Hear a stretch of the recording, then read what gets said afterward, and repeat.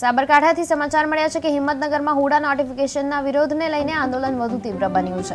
સતત 90 દિવસથી ચાલી રહેલા વિરોધ વચ્ચે હુડા આંદોલન સમિતિએ 12 ડિસેમ્બરે શહેર બંધનું એલાન કર્યું છે। ખેડૂતોની લાંબા સમયથી ચાલી રહેલી માંગણીઓ અંગે સરકાર તરફથી કોઈ નિર્ણય ન આવતા આંદોલનકારીઓ એમનામાં અસંતોષ વ્યાપી ગયો છે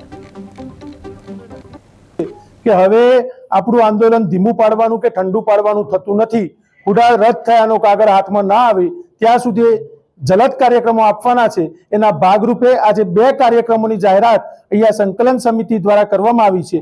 એમાં પહેલો કાર્યક્રમ જે સૂચિત કાર્યક્રમ છે કે ભાઈ અમારી ભવિષ્યમાં જમીન જવાની છે, અમારો પાક બગડવાનો છે, તો પાક સંરક્ષણ માટે સરકારે એક જોગવાઈ કરેલી છે। એક કલમો હેઠળ અમે એક હથિયાર માંગવાની જોગવાઈ છે, તો અમે પાક અને જમીન સંરક્ષણ માટે એક હથિયારની માંગણી માનનીય કલેક્ટર સાહેબ શ્રી જિલ્લા મેજિસ્ટ્રેટ છે એમની સમક્ષ અમારા ગામડાઓમાંથી જે પણ ખેડૂતો ગામના દરેક વ્યક્તિએ પાક રક્ષણ અને જમીન રક્ષણ માટે બંદૂકનું લાયસન્સ પણ અમે માંગવાની તૈયારી બતાવી છે અને એના ભાગરૂપે આગળ અમે કાર્યક્રમ આપવાના છીએ।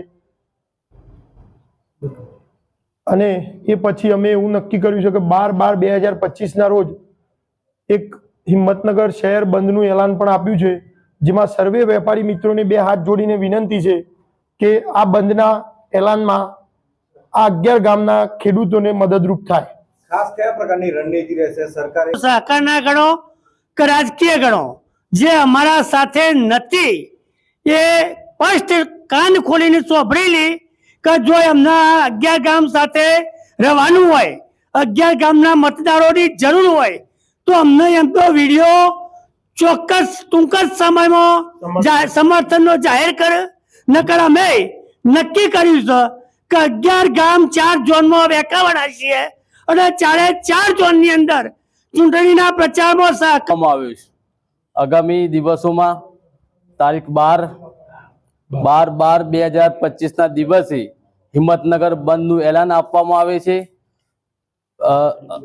પહેલા અગાઉ પણ હિંમતનગર બંધનું એલાન આપ્યું હતું, અમુક સંજોગો અમુક કારણોના લીધે એ કાર્યક્રમ આપણે સ્થગિત કરેલો હતો।